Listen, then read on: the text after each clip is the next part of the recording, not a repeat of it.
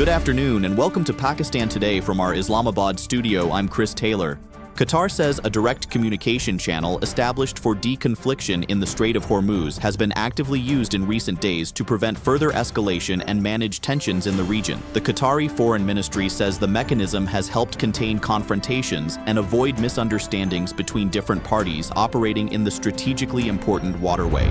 Officials in Doha say Qatar is coordinating closely with Oman on security arrangements in the strait and on ensuring safe passage for commercial shipping. The developments come amid continued concerns over maritime security in one of the world's most important energy corridors. Meanwhile, Qatar has clarified reports regarding upcoming diplomatic engagements linked to efforts surrounding U.S.-Iran negotiations. Officials say U.S. envoy Steve Witkoff and Jared Kushner, the son-in-law of former President Donald Trump, are expected to visit Doha for discussions with mediators.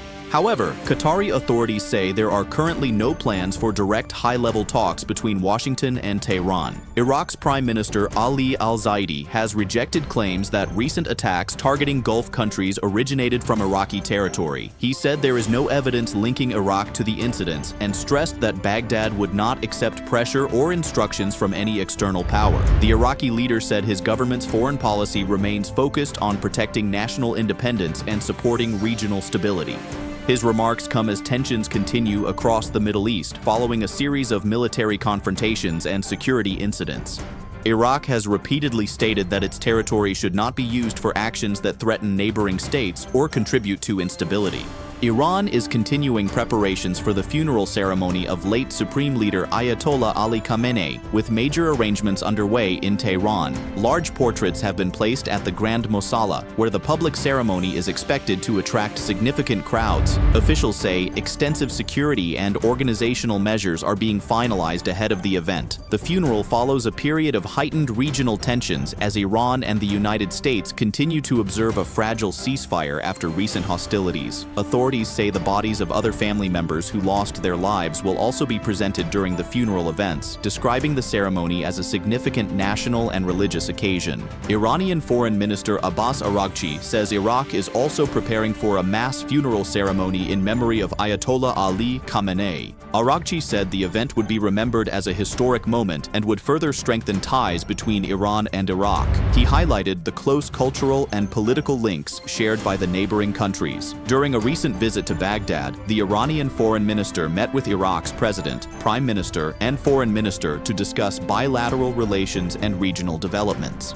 China has called for continued diplomatic engagement between the United States and Iran, saying negotiations should maintain momentum despite ongoing tensions. Chinese Foreign Minister Wang Yi said the current ceasefire remains fragile, but stressed that dialogue remains preferable to confrontation.